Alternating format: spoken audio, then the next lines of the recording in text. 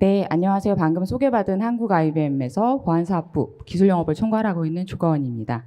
예, 점심 식사하시고 다들 조금 나른하실 수 있는 오후인데 어떻게 저희들이 조금 더 캐주얼하게 그러나 스마트워크 환경들이 어떻게 안전하게 구현될 수 있을지에 대해서 함께 살펴보고자 합니다. 어젠다는 크게 다음과 같습니다. 여러 가지 마켓에서의 위협 동향, 보안 위협 동향에 대해서 간단히 살펴보고요. 방금 소개해 주신 대로 제로 트러스트, 요즘에 많이 화두가 되고 있는 제로 트러스트와 또 세간의 모든 주목을 받고 있는 AI가 어떻게 기업 보안에 적용될 수 있을지, 그리고 그런 내용들에 대해서 선진 기업들은 어떻게 다른 고객들은 구축하고 있는지에 대한 활용 사례들을 간단히 살펴보도록 하겠습니다. 아까 저희 점심 먹으면서 광고를 보니까 랜섬웨어 이런 얘기들, 제로 트러스트 여러 가지 얘기들이 나오던데요. 랜섬웨어 아마 여기 계신 분들 한 번쯤은 다 말씀 들어보셨을 것 같아요. 빨간 해적 모양을 하고선 돈을 요구하는, 비트코인을 요구하는 랜섬웨어가 몇 년간, 수년간 1위를 차지하다가 작년에 백도어에게 1위를 내어주었습니다. 자, 무슨 이야기를 할까요? 지금 저희들이 여러 가지 협업에 대한 얘기, 안전한 스마트워크 환경들을 얘기하고 있는데 우리 기업 환경에 뒷문이 열려 있다면 그러면 굉장히 많은 위험들이 점점 증가하게 되겠죠. 그래서 그런 부분들이 굉장히 우리가 어떻게 기업 환경들을 더 안전하게 가져가야 하느냐를 고민해 보게 만드는 요소가 되고 있다는 거고요. 그러면 백도어가 1등 했으니까 이제 랜섬웨어는 사그라 들었나 보다. 자, 여기 보시면 2위 랜섬웨어가 거의 13%로 줄었어요. 별게 아닌가 보다 라는 생각을 하실 수 있겠는데 왼쪽에 보시면 94%라는 빨간 숫자가 있습니다. 우리나라에서 빨간 숫자는 안 좋은 의미죠. 작년까지 랜섬웨어가 기업을 타겟해서 침투하고 침투해서 데이터들을 유출해가지 할 때까지 걸리는 시간 2달이 걸렸다고 합니다. 그런데 기술이 비약적으로 발전하면서 공격자들의 기술도 발전하고 있다는 거죠. 올해 랜섬웨어가 실제 데이터들을 유출해 가는 데까지 걸리는 시간 4일이 되었다고 합니다. 드라마틱하게 줄어든 거죠. 자, 그럼 우리는 어떻게 해야 될까요? 공격자들이 4일 만에 데이터들을 유출해 간다면 3일 만에 그들을 잡아낼 수 있어야겠죠. 자, 우리 오늘 이제 여러 가지 협업의 환경들을 얘기하고 디지털 혁신을 얘기하면서 또 하나 뺄 수 없는 것들이 무엇일까요? 바로 하이브리드 클라우드 환경, 클라우드에 대한 전이가 될 것 같아요. 그런데 저희 IBM에서 엑스포스라고 하는 전 세계의 여러 실시간 위협들을 분석하는 전문 보안 연구소가 있습니다. 그 보안 연구소에서 좀 전에 차트도 마찬가지고 매해 연례 보고서들을 발간을 하고 있는데요. 그 중에 하나인 클라우드 트레트 랜드스케이프라고 하는 보고서에 의하면 올해만 보시면 3,900여 개의 클라우드 관련된 취약점이 확인이 되었다고 얘기하고요. 그것들은 작년 대비 194%의 증가율을 보이고 있다고 합니다. 취약점이 많이 증가할수록 그것들을 패치하고 대응하고 해야 하는 우리의 업무들 많아질 거고요. 그것들을 어떻게 대응해야 되는지에 대한 부분들이 저희들이 또 고민이 되는 요소들이 되고 있겠죠. 이제 마지막으로 제가 이제 한번 짚어보고자 했던 내용들인데요. 이 오른쪽에 이렇게 핀셋으로 찝는 내용 중에 하나는 밑에 저희 이제 그 자료에 보시면 링크가 있으니까 참고해 보시면 좋을 것 같은데 최근 전 세계 13개국을 타겟으로 주요 타겟으로 해서 이 계정을 하베스팅하는, 계정을 탈취하는 그 캠페인이 굉장히 많이 활발하게 이루어지고 있습니다. 한국도 마찬가지고요. 주로 시트릭스, VDI 같은 이런 환경들, 이제 리모트 액세스를 할 수 있는 원격 접속 환경에 계정들이 굉장히 많이 하베스팅 되고 있다. 그래서 더 각별한 주의들을 요한다는 것들을 좀 유념하시면 좋을 것 같고요. 자, 왼쪽 리스트를 보시면 오늘 광고에 나온 수많은 협업 솔루션들 이름들이 보이실 수 있을 것 같습니다. 자, 왜 이런 얘기들이 나오냐? 이 리스트는 뭐냐 하면 다크웹에 판매되고 있는, 판매를 요청하는 이런 그 정보들의 수가 얼마나 많으냐 이런 내용들이에요. 협업의 가장 기본 뭘까요? 메일이겠죠. 아웃룩 어마어마하게 계정들을 끌고 모으고 있습니다. 그 외에도 오늘 저기 보신 것처럼 줌, 박스, 슬랙, 여러 가지 저기 나올수록 더 유명세가 있다는 얘기겠죠. 그만큼 많은 협업 환경들에 대해서 해커들이 그 협업 환경의 계정을 탈취하고 그 탈취된 계정을 통해서 특권 권한을 더 엘리베이트 시켜서 데이터들을, 기업의 많은 정보들을 탈취해 가려고 노력하고 있다는 거. 최근에도 저희 옥타나 이런 데서 침해 사고들 난 것들을 보면 이 계정 정보를 가지고 할 수 있는 일들이 굉장히 많기 때문에 그런 내용들을 점점 더 저희들이 주의 깊게 안전하게 관리하는 환경들이 필요한데, 그만큼 해커들도 열심히 기업 환경들을 도전하고 있다는 이런 마켓의 정보들을 확인하실 수 있을 것 같습니다. 자, 그래서 그러면 어떻게 해야 되느냐? 그럼 저희들이 이렇게 해커들이 여러 가지 공격들을 하는데 우리는 손 놓고 있느냐? 아니라는 거죠. 여러 가지 솔루션들이 이미 있어요. 아마 기업에도 가시면 계정 관리하는 싱글 사인온부터 데이터 보안 솔루션, 방화벽, 관제 솔루션 굉장히 많이 있을 거예요. 근데 그럼에도 불구하고 왜 침해는 계속 발생하느냐? 왜 계속 데이터는 유출되느냐? 그래서 이것으로 안 되겠다라고 하면서 나오는 것들이 이제 제로 트러스트라는 개념이 되겠습니다. 사실 제로 트러스트라는 얘기를 할 때 어떤 고객분들은 그냥 이렇게 또 하나의 뭔가의 키워드를 만들어가는 것이 아니냐라는 얘기들을 하시는데, 사실은 제로 트러스트는 어떤 하나의 솔루션을 이야기하지 않아요. 그래서 올해 저희 정보통신부에서도 그 제로 트러스트 가이드라인 1.0을 발간을 했죠. 여기 보시면 제가 작아서 다 안 보이실 수 있겠는데 가장 핵심 중요한 내용들이 나옵니다. 그래서 절대 믿지 말고 계속 검증해라. 말 그대로 제로 트러스트. 아무도 믿지 말아라. 그러면 어떻게 아무도 믿지 말 것이냐? 그런 것들은 굉장히 많은 모델 관점에서, 접근법 관점에서, 전략 관점에서, 그리고 정의가 되고 나면 그 안에 이제 우리의 솔루션들을 어떻게 배포하고 어떻게 배치해야 되는지, 프로세스를 어떻게 정리해야 되는 것들이 나올 텐데, 그럼 그런 것들을 관리함에 있어서 뭐가 중요할 것인가를 이렇게 핵심 원칙들을 기반으로 해서 저희 이제 정부에서도 이제 배포를 했어요. 그래서 한번 사이트 가셔서 이런 내용들 혹시 아직 안 보셨다면 참고하셔서 보시면 좋을 것 같고요. 그 중에서도 이제 보시면 인증 체계를 강화해라. 제로 트러스트라는 게 어떤 하나의 솔루션을 이야기하진 않지만 아무도 믿지 않으려면 뭐부터 시작할까요? 아무부터 시작하겠죠. 들어오는 사람이 누구냐? 그 누구를 어떻게 인증할 것이냐. 이 누구라는 관점에 있어서는 그게 계정이 될 수도 있고요. 엔드포인트가 될 수도 있습니다. 이제 그런 관점에서 어쨌든 접근하는 그 누구를 인증할 때 그 인증 체계를 어떻게 강화할 것이냐. 이런 얘기들을 하고 있고요. 두 번째는 마이크로 세그멘테이션을 얘기하고 있습니다. 자, 저희가 어떻게 하라고 했을까요? 절대 믿지 말고 지속적으로 신원하라. 근데 믿지 않는 사람들이 우리 인사부에 있는 사람과 생산부에 있는 사람과 개발부에 있는 사람은 들어오는 패턴이 완전히 다를 거잖아요. 그러니까 그런 사람들을 무조건 공통된 정책으로 해서 인증해주고 관리해주고 컨트롤하는 게 아니라 사람들의 관련된 이 영역을 세그멘테이션, 마이크로 세그멘테이션에서 관리할 수 있어야 합니다. 라는 얘기를 하고 있고요. 마지막 세 번째는 소프트웨어 정의 경계. 저희 아마 많은 말씀 들으셨을 것 같은데 더 이상 경계 보안이 무너졌다는 얘기를 해요. 무슨 얘기냐 하면 옛날에는 그냥 데이터 센터에, 우리 회사에, 서버실에, PC에만 우리 기업의 데이터가 있었습니다. 결론적으로 그 시스템에 들어갈 수 있는 사람은 정해져 있고요. 그럼 어떻게 해야 되느냐? 그걸 물리 보안 혹은 여러 가지 경계 보안, 네트워크의 보안으로 경계를 막아놓으면 성처럼 못 들어온다는 거죠. 근데 이제는 그 경계가 무너졌어요. 아까 보신 것처럼 서비스나우, 줌, 원격 환경, 재택 환경, 클라우드 환경. 과연 우리 기업의 경계가 어디냐를 이제는 네트워크로 어떤 하나의 물리적인 경계로 정의하기가 어려운 시점이 됐다는 거죠. 그래서 그런 것들을 어떻게 소프트웨어적인 기법으로 정의해서 경계선을 만들어낼 것이냐, 기업의 경계망들을 구축할 것이냐, 이런 것들이 이제 모두 기업의 고민해야 할 제로 트러스트의 가이드라인으로 출시가 되었습니다.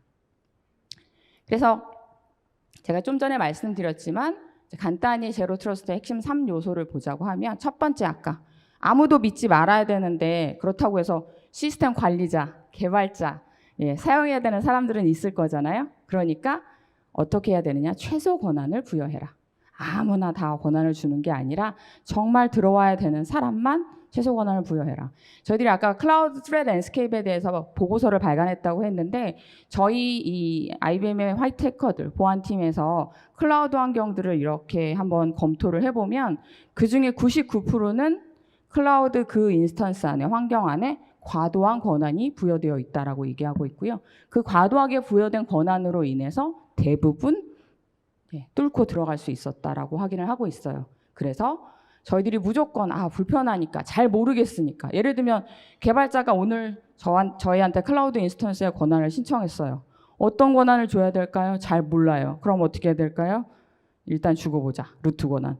이렇게 주기 시작하면 우리의 기업 환경은 위협받는다는 거죠. 그래서 최소 권한을 부여하는 것. 자, 두 번째. 권한을 최소로 부여했다고 해서 끝이 아니라 지속적으로 정말 이 사람이 조가원이 맞는지 지속적으로 신원을 검증해봐라 라고 얘기를 하고 있고요. 마지막 침해를 가정하라. 아까 저희 과기부의 내용 안에는 없기는 했지만 저는 사실 이 항목이 가장 중요한 게 아닌가라는 생각을 해요. 자, 우리가 대부분 침해가 일어나기 전에는 보안을 중요하게 여기지 않는 경우가 많습니다. 자, 그러면 어떻게 될까요? 소 읽고 외양간을 고치게 되죠. 침해가 나면 그때 복구를 하고 아까 AD 시스템 탈취되면 커버러스 골든 티켓 다 리셋하고 이런 작업들이 발생합니다. 그러면 소도 잃고 외양간을 고치는 비용은 굉장히 높아지겠죠. 그래서 소를 잃기 전에 안전하게 침해를 먼저 가정해보고 지속적으로 테스팅하고 연습해보고 검증해보는 환경 이런 것들이 바로 제로 트러스트 환경에서 우리가 접근법에서 가장 중요하게 보는 세 가지 요소라고 볼 수 있습니다. 자, 그럼 제로 트러스트를 어떻게 도입해야 되느냐라는 얘기들을 볼 때 저희들이 기업마다 약간씩 접근하는 법칙이 달라요. 어떤 사람은 기술 관점으로 혹은 어떤 사람은 도메인 관점으로. 여기서 기술 관점이라고 하면 제로 트러스트니까 제로 트러스트 네트워크 액세스, 세시 이런 솔루션 중심으로 우리가 이걸 도입하면 제로 트러스트야 하는 기업들도 있고 또 어떤 기업은 도메인 관점으로 우리는 업계 선도로 봤을 때 제로 트러스트가 되어야 된다면 이 정도 수준인데 우리는 현재 에지지가 이 정도니까 로드맵을 세워서 이렇게 가야 합니다 하는 이제 규칙을 세우는 분들이 계시고 근데 요즘에 많은 추세, 점점 더 강화되는 추세는 결국은 유즈 케이스, 비즈니스 요건 중심으로 정의가 되어야 한다는 얘기들이 더욱더 중점화가 되고 있어요. 자, 왜 제로 트러스트를 해야 될까요? 위협이 증가해요. 그러니까 위협에 대한 대응하고 랜섬웨어 안전하게 제어할 수 있는 환경들이 필요해요. 왜 제로 트러스트 필요해요? 하이브리드 클라우드로 갔어요. 이 안에서 어떻게 우리의 데이터들을 안전하게 관리해야 할지, 임직원의 고객의 개인정보 정보 보호를 어떻게 컴플라이언스를 대응해야 될지 잘 모르겠어요. 혹은 여러 협업의 환경, 이런 원격 근무와 이런 재택근무의 환경 안에서 이런 하이브리드 워크포스 안에서 어떻게 안전하게 인증할 수 있을지 잘 모르겠어요. 이런 부분들의 핵심 주제가 결국은 우리 기업의 비즈니스 이니셔티브와 연계되어서 우선순위를 가지고 어떤 부분들을 먼저 중점적으로 구현해야 될지가 정의가 된다는 거죠. 그래서 결론적으로는 제로 트러스트는 결국은 사실 기본적인 개념 자체는 굉장히 심플하죠. 필요한 사용자에게 적합한 권한을 주고 그리고 그 사람이 정말 꼭 필요한 데이터만 보고 근데 그 꼭 필요한 데이터를 볼 때에도 무조건 다 보는 게 아니라 이 사람이 원래 보려던 용도대로 보고 있느냐 이상한 행동대로 막 데이터를 보지 않느냐 인사 직원이어서 개인정보들을 조회할 수는 있어요. 근데 갑자기 어느 날 이 사람이 인사 직원의 샐러리 데이터만 막 뒤져요. 이상하겠죠. 그런 부분들에 대한 부분들을 검토할 수 있게끔 하나하나 검증하고 확인하고 분석하고 안전하게 환경을 만들어라. 자, 이렇게 하려고 하면 다 뜯어 고쳐야 될까요? 그러면 배보다 배꼽이 더 커지겠죠. 그래서 제로 트러스트를 도입하기 위해서 모든 솔루션을 다 새로 도입하세요라는 개념은 아니고요. 지금 이미 가지고 계신 기업의 많은 보안 제품들이 있으실 거예요. 보안 프로세스들이 있으실 거고 그 보안 프로세스와 보안 통제, 보안 솔루션들을 우리가 가지고 있는 이 유즈 케이스 안에 우리가 가야 하는 방향성의 전략 안에 어떻게 온라인을 시킬 것이냐. 자, 확인을 하다 보면 그 안에서 누수가 있는 부분들이 있겠죠. 그런 부분들은 조금 더 보강해서 안전하게 가져가는 환경들을 만들자라는 것들이 바로 제로 트러스트의 이제 접근법이 되겠습니다. 자, 그럼 이제 두 번째로는 저희들이 오늘 AI에 대한 부분들을 살펴보려고 하는데요. 아마 올해는 제 개인적으로 볼 때는 AI의 해가 아닌가 이런 생각이 들 정도예요. 작년 말에 발표가 된 이후로 챗 GPT가 온 세간의 관심을 다 끌었죠. 예. 아마 한 번쯤은 말씀을 다 들어보셨을 것 같아요. AI가 랜섬웨어를, 머리어를 만들고 피싱 이메일을 만들어준다더라. 예. 실제로 저희 해커들이 챗 GPT를 통해서 머리웨어 피싱 프로그램들을 만드는 내용들의 프롬프트를 보시고 있고요. 예, 오른쪽은 그보다 더 심하게 만약에 이제 이런 생성형 AI를 통해서 우리가 자동화된 봇 에이전트들, 어시스턴트들이 나왔다고 가정을 했을 때 그 봇 어시스턴트한테 막 이것저것 프롬프트 엔지니어링을 시켰더니 막 계좌 정보도 가르쳐주고 막 이런 내용들을 하더라는 거예요. 이만큼 공격자들도 정말 많은 기술로 기업들을 위협하고 있다. 보안이 위협받고 있다라는 거고요. 자, 저희 오늘 이제 협업에 대한 얘기, 스마트웍에 대한 얘기들 왜 할까요? 우리가 아시는 것처럼 너무 많은 타스크, 너무 많은 사일로. 근데 할 일은 점점 많아지고 하이브리드 클라우드 가요. 이 클라우드 환경 내에서 우리가 해야 되는 일들, 복잡성은 더 많아진다는 거죠. 이 안에서 근데 보안 관점에서는 먼저 뭐가 위협이 되고 있는지 침해를 선제적으로 빨리 식별하고 보호하는 환경들이 필요한데 그리고 정확하게 탐지하는 기능이 필요하고 그리고 정확하게 탐지됐으면 어떻게 해야 될까요? 신속하게 대응해야겠죠. 이 모든 것들을 해야 하면서 비용 관점에서는 어떻게 최적화할 수 있을까? 이게 아마 여기 계신 모든 기업의 공통된 과제가 되실 텐데요. 그래서 그럼 우리는 어떻게 할까? 아까 좀 전에 보신 것처럼 이미 해커들, 공격자들도 이 적대적 AI들을 활용해서 점점 기술을 발전시키고 있다는 거예요. 아까 맨 첫 장에서 말씀드린 것처럼 이제 랜섬웨어를 해서 데이터들을 유출하는데 2달이 아니라 4일이면 되고 자, 4일 안에 데이터들을 유출해 갈 뿐만이 아니라 이 랜섬웨어 자체도 막 AI로 지능화를 시켜서 탐지가 되기 어렵게 만들고 이런 작업들을 하고 있어요. 그럼 우리는 어떻게 해야 될까요? 저희도 AI를 활용해야 된다는 거죠. 그럼 AI와 자동화를 적용하면 보안은 어떻게 더 좋아질 수 있을까에 대한 이제 몇 가지 샘플들만 제가 이제 나왔는데요. 대표적으로 제일 먼저 보면 저희 아까 시작점을 얘기했는데 엔드포인트부터 볼 수 있을 것 같아요. 엔드포인트에서 자, 랜섬웨어가 저희 들어왔어요. 그러면 뭘 암호화시킬까요? 결국 우리들의 PC를 암호화시키겠죠. 이 PC, 서버, 이 엔드포인트들이 이 안에서 이상 징후가 있지 않나. 랜섬웨어, 몰웨어와 같은 이런 패턴들이 발생하고 있지 않는가를 AI를 통해서 사실 이미 많은 EDR 솔루션들이 AI를 적용해서 그 안에서 100여 개 이상의 알고리즘을 가지고 탐지하는 기술들을 확보들을 많이 하고 있고요. 그래서 저희도 100여 개 이상의 이 AI 알고리즘을 통해서 이 이상 징후에 대한 패턴들을 분석하는 것뿐만이 아니라 또 엔드포인트 자체가 혹은 그냥 독립된 환경에 존재해요. 예를 들면 인터넷이 연결되지 않았어요. 근데 그 안에서도 인공지능을 얘가 돌릴 수 있을까?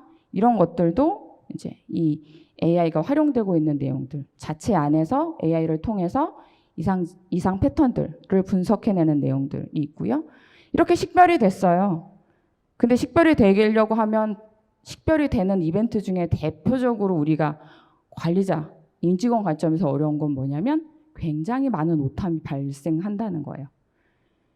근데 위협은 계속 발전해요. 저희들이 가지고 있는 탐지 룰들은 정적이라면 그 안에 정말 어떤 정보들이 위협이 되는지 그리고 정말 고급의 경보 정보들을 내기가 어렵다는 거죠. 그래서 자연어 처리 기능들을 통해서 저희들이 많은 오탐들을 줄이고 그 안에 있는 노이즈 정보들을 45% 이상 줄여가지고 실제 위협의 고위험 정보들을 이제 확보하는 일, 혹은 네트워크의 밴드위스를 분석을 해요.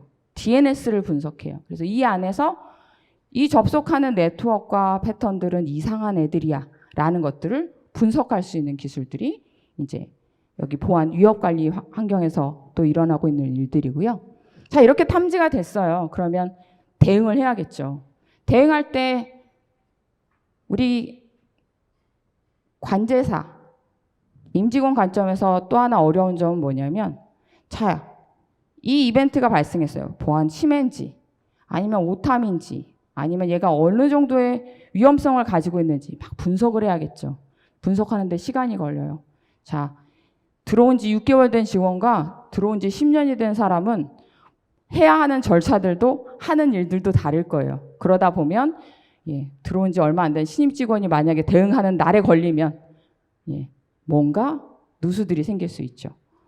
그 정보들을 사람의 하나하나의 이 스킬셋에 의존하지 않고 AI가 표준화돼서 분석을 하고 침해 결과들을 분석해서 그 상관 분석의 결과에 의해서 어떻게 대응해야 됩니다. 라는 결과를 주는 것들이 현재 이제 이 AI가 이 보안 영역에 이미 구성이 되어 있는 이제 대표적인 샘플이라고 보실 수 있을 것 같습니다.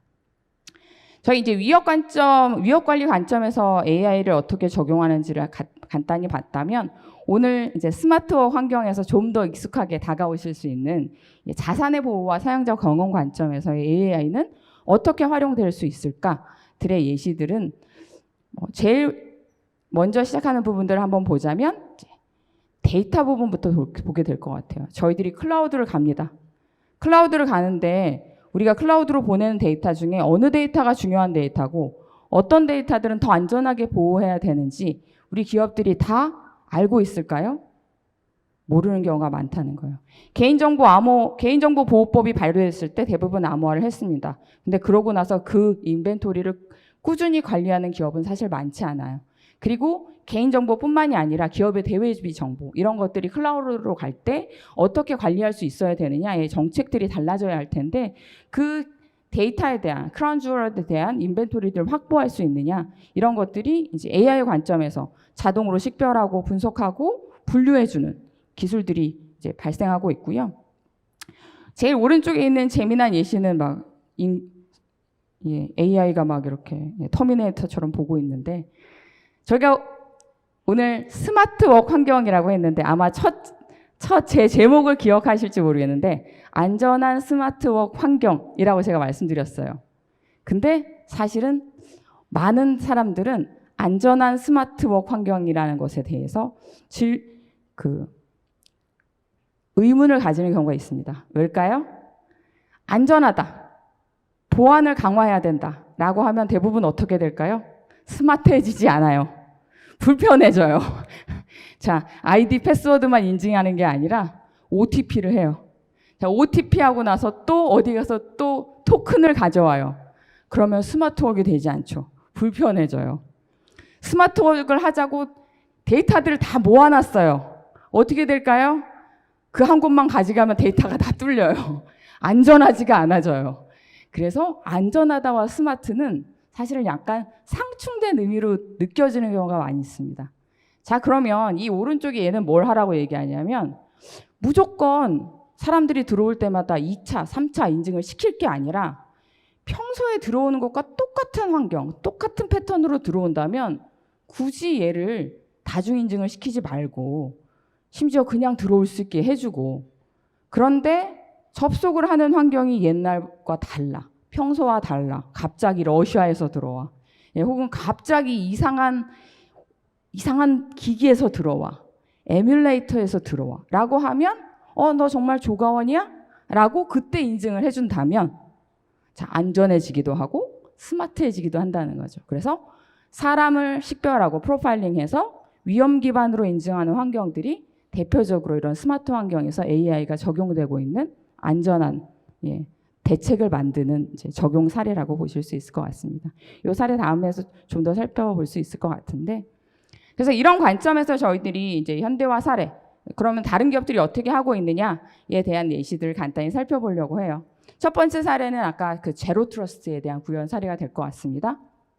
그래서 올해 이제 이 정부에서 제로 트러스트 가이드라인이 나오면서 많은 기업들이 기존에 가지고 계신 인증 체계가 지금으로 괜찮은가, 이런 얘기들이 이슈가 되고 있고요. 특히나 금융권의 고객들은 이 부분들을 어떻게 충족할지에 대해서 한 번 더 검토가 필요하실 텐데, 이것들을 위해서 도입하신 케이스가 되겠고요.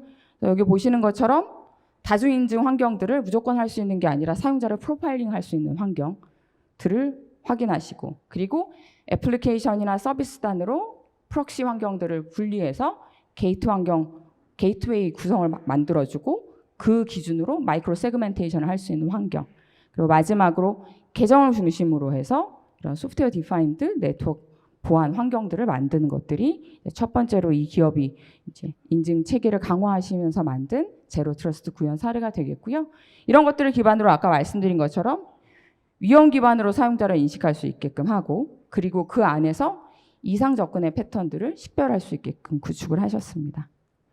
두 번째 케이스는 이런 보안들 점점 증가하는데, 자, 그럼 우리 아무것도 안 하느냐? 아니라는 거죠. 매해 모의 해킹을 하고 내부 이행 계획들을 수립을 합니다. 그럼에도 불구하고 뚫려요. 왜냐? 우리는 방어자 관점으로 보거든요. 내부에서 우리 IP 몇 번인데요, 얘가 뚫리는지 안 뚫리는지 봐주세요. 이런 게 아니라 정말 공격자 관점에서 어떤 우리가 노출된 자산들, 어떤 위험 정보들을 가질 수 있을까들을 공격 표면을 관리함으로써 선제적으로 위협을 대응한 사례가 되겠고요. 여기 보시는 것처럼 기존의 클라우드를 프로비저닝하는 이런 정책들이 여기 이 서버 안에서 탈취될 수 있는 공격 루트가 있었어요. 네, 그런 부분들을 굉장히 손쉽게 여기시고 짧은 기간의 프로비저닝이기 때문에 괜찮다라고 생각하셨지만, 저희가 공격자 관점에서 실제 침투를 해보면 이런 것들이 다 확인이 되고, 그래서 이런 부분들을 어떻게 대응해야 되는지에 대한 식별이 가능하다는 거죠. 그래서 이런 부분들을 통해서 좀 더 안전하게 저희들이 클라우드 관리 환경들을 구축하신 이제 사례가 되겠고요. 세 번째, 아까 이제 AI에 대한 말씀 많이 드렸으니까, 실제 AI가 적용되면 가장 좋은 부분이 어딜까요? 수많은 발생하는 오탐을, 정보의 오탐들을 줄여줄 수 있다면, 그걸 내가 하는 게 아니라 AI가 해준다면 더 효율적으로 우리는 많은 정보들을 분석할 수 있게 된다는 거죠. 그래서 AI를 통해서, 그리고 앞단에서도 이벤트를 무조건 발생시키는 게 아니라 그 이벤트 간의 상관관계를 가진 중요도 기준의 경보들을 발생하고, 그 경보가 발생됐을 때 AI가 자동으로 분류하고 오탐은 닫아주고, 분석할 수 있는 정보들은 분석가에게 올려주고, 이런 내용들을 함으로써 더 손쉽게 보안 운영을 현대화한 사례가 되겠고요. 제가 이 AI를 얘기하면 고객분들이 제일 먼저 하는 게 이런 거예요. AI가 얼마나 정확한가요? 우리가 대부분 AI를 적용하면 AI가 정확한지를 검증하는 데 시간이 더 걸려요. 그런 얘기들을 하세요. 그래서 그냥 AI가 합니다가 아니라, 자, AI가 이런 사유로 이렇게 판단했습니다라는 증빙까지 제공하는 것들이 이런 보안 관점에서 저희들이 하고 있는 현대화의 내용이 되겠습니다. 마지막 네 번째는 아까 말씀드린 대로 데이터에 대한 식별. 우리 전체 자산 안에 얼마나 중요한 데이터들이 관리가 되고 있느냐들을 사람이 식별하기 쉽지 않죠. 섀도우 IT까지 마찬가지로. 그래서 이런 부분들을 식별하고, 그리고 그 안에서 접근하는 이상 징후들을 분석해서 어떤 정보들이 안전하게 관리되어야 한다라는 것들을 위험 관점으로 좀 더 접근하는 내용들이 이제 네 번째 사례가 되겠습니다. 자, 여기까지 해서 제가 이제 어떻게 제로 트러스트와 AI를 적용해서 안전한 스마트워크 환경들을 만들 것인가에 대해 간단히 소개해드렸고요. 마지막으로 저희들이 당부드리고 싶은 네 가지의 이제 권고사항은, 먼저 그런 저희들이 이제 계정 관점에서 관리하는 것들이 단순히 그냥 아이디 패스워드 관리해주고 OTP 발급해주고 인증해주고 끝나는 것이 아니라, 그 안에서 정말 접근하는 계정의 정보들, 사람들의 신원의 정보들이 안전하게 관리되고 있는가, 또 정말 유효한가라는 것들을 위협 관점에서 검토하시는 이런 접근법들이 필요하다라는 거고요. 두 번째는 아까 말씀드린 대로 선제적으로 좀 더 관리하려고 하면 방어자 관점이 아니라 공격자 관점에서 우리 기업의 자산이 어떻게 관리되고 있는지를 한번 검토하시는 이 공격 표면의 관리 그리고 침해 활동의 관리들이 필요하다. 그리고 보안 AI와 자동화를 통해서 해커보다 더 빨리 안전하게 운영하는 보안 현대화들을 이루시면 좋겠다라는 거고요.